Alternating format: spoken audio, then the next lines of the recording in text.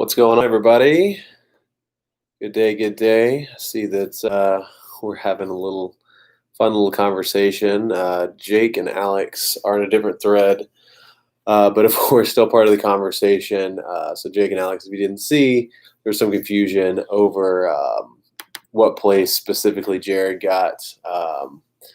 Either way, Jarrod finished in 8th last year. That's the worst finishing position. Unfortunately, it's the losing spot of the consolation bracket. So that goes to the person that struggled the most or that tanked. I'm not saying he tanked or not, but either way, go back and look at last year's consolation bracket. Anyways, today's lottery, I already sent out the balls. 6 participants. In 10th place, we got Trevor, who has the odds-on favorite at 26%. Alex finished in 9th, has a 23.7% chance. Then we got, in terms of odds, Chase has the next highest odds at 18.4% after he won the consolation bracket. Jeff, who won the 7th place game against Jarrod, owns the next highest odds at 13.2%. And then I have the next highest odds, or the second worst odds, if you want to put it that way, at 10.5% from losing the Consolation Championship. And then Jarrod, worst odds after losing both rounds of the Consolation Bracket at just under 8%. I already got the ball set up. I'm going to go ahead and throw those in the hopper. Yeah, it should be fun this year. Obviously, things are going to be a little bit weird and different. I'm considering adding a injury, an IR spot, at least one, maybe two. We'll discuss that once everything gets settled. Obviously, we have a few weeks until we get into the actual draft, but start thinking about your keepers now. There's a lot of interesting decisions to be made. I kind of went through last year and previewed some people's decisions. I might do some of that as the balls come out this year. But yeah, anyways, I'm going to put the cage in front here for everyone. See, everything's in there. Nothing's out. Nothing's on my the old tray here. But yeah, we'll get this thing going. Usually the first few come pretty quickly. Hopefully this doesn't take too long. But like I said, as the balls come out, I'll kind of preview that team a little bit. Hopefully this won't take too long. Dip in and out whenever you need. Here we go. First pick. Oh, the ball is in. What's our first one? G46. And that is Jeff Newman. Jeff Newman with a 13.2% chance gets the first overall pick. Just to kind of quickly preview his team. I sent it out to everybody, and it's also on the message boards if you want to check back and look at individual teams. Last year, Jeff went ultra value and kept Lockett in the 12th, and then Ertz as his free keeper in the 14th. Still has those two guys on his team. Ertz, this is the last year of his contract, so he may or may not go ultra value again. You got Le'Veon Bell in the first. That's probably not going to happen, or Odell Beckham in the second. So, good players, but probably not first and second round values. Where I see value is Calvin Ridley in the 5th round. That's pretty nice. It's a possibility. But really, Lockett and Ertz are probably the calls, depending on how he wants to go about it. Anyways, the next pick, let's roll the cage here. We'll mix these up a little bit more. There we go. All right. The next pick is G47. That is also Jeff. Obviously, he doesn't get 2 picks. We'll just keep rolling the hopper and see what comes after that. Next number is in. We got 062. That's Chase. Chase, who won the consolation bracket, will pick second. Just to throw out some other things, of course, keeper for keeper trades are allowed, but you can also trade your draft pick. I'm totally not opposed to that. If you want to move your draft position. Anyways, so Chase with the 2nd overall pick, he had Julio in the 1st last year that he drafted. that's a possibility, but I don't think I'm giving up the second overall pick for Julio. Just to kind of preview, there's one expiring player this year, and that's Zeke, who was on my team. He's not for sure the first overall pick, but I would guess that our friend Jeff will be taking him first overall. But second up, Chase not going to keep Julio probably. Had David Montgomery in the second. That might not be a possibility. It might be. It could be. But there's a lot more late value on Chase's team. The highest drafted player that has pretty good value, I would say, is Chris Godwin, and the fourth, top 10, top 5 receiver. But he's really, really good. You can get him in the fourth round. That's nice. Cooper Kupp, he also has in the fourth. But I would probably go that ultra value route with fourth round and later. But obviously his big pick last year, the MVP, Lamar Jackson, he had him in the 11th. No contract restraints there. The only guy he's got in contract is Kerryon Johnson. Probably not keeping him, but he could. But Lamar Jackson in the 11th looks great. He could pair him up with Mark Andrews, who's top 3 tight end, arguably in the 12th round. So you go super value, and he has, second overall pick. So let's roll to the next one. Next pick, we're going to go G59, G59. That is a new pick. Who has G59? Let's see. That would be me, G59. So I've got the third pick. I need to make notes of this. Sorry. So my decisions, kind of interesting, but likely is going to be the top picks. Like I said, I have Ezekiel Elliott on the expiring contract. Can't keep that guy, but I got Saquon for at least a couple more years, so I can keep him through next year. Just spoiler alert, I'm probably going to keep Saquon, even though I have the third overall pick.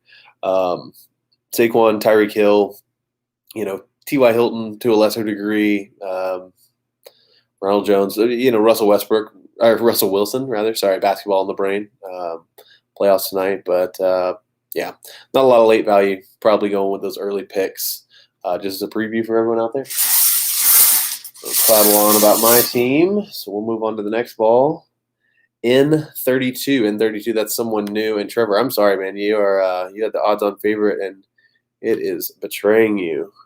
So that means all the consolation teams, because that's Jarrod right there in fourth, all the consolation teams are going to pick before the last place teams, which I don't know if that's ever happened. I'd have to look at the numbers on that. But to review, I see somebody new just popped in. So we got Jeff with the first overall pick. Hey, buddy. But you got the first overall pick. Just to review things, I kind of went through your team too, but Jeff's going to pick first. Second, we got Chase, and on second with an 18.4% chance, I got the third pick, and Jarrod has the fourth overall pick. So that's really nice so far. Let's kind of preview Jarrod's team here a little bit. I'm trying not to go too long. Sorry if you guys are working or anything like that. But Jarrod does not have a first-round keeper, so with a fourth, he has a lot more flexibility there.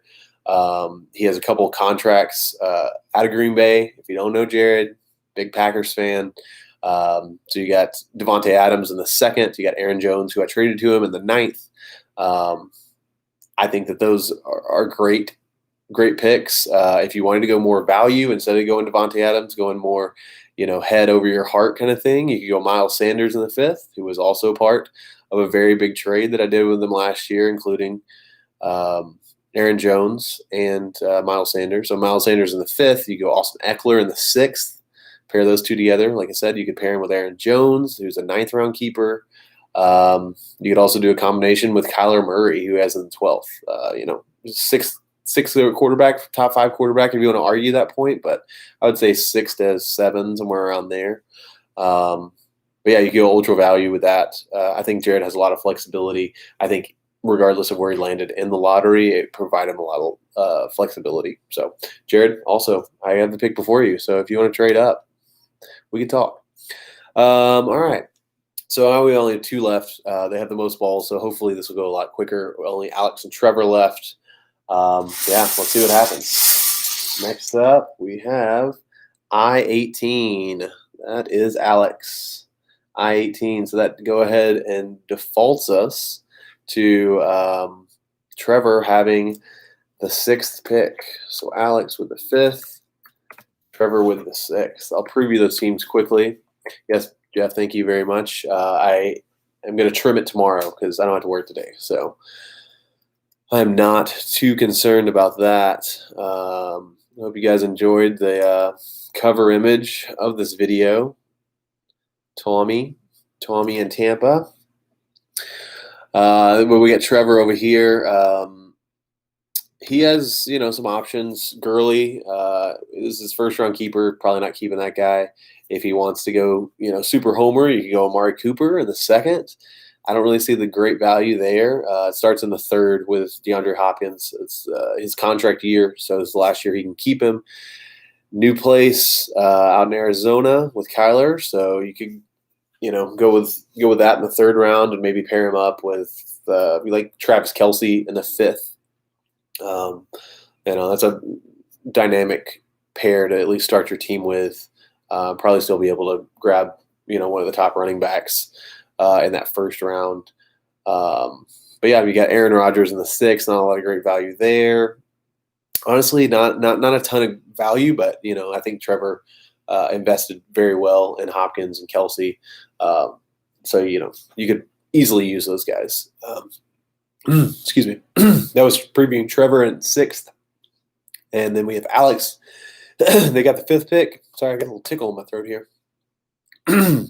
So Alex with the 5th pick probably is not going to keep his 1st rounder, David Johnson, who's now in Houston with that weird DeAndre Hopkins trade. Get Joe Mixon in the 2nd. He can keep him again. He has him under control for 2 more years. But speaking of DeAndre Hopkins, his old quarterback, Deshaun Watson, Alex has him in the 12th, which he kept last year. This would be the last year of his contract. He can keep him. And, keep that pair of Mixon and Watson together. You go Allen Robinson, who had a nice breakout year last year in the 4th round. So you go 4-12 there.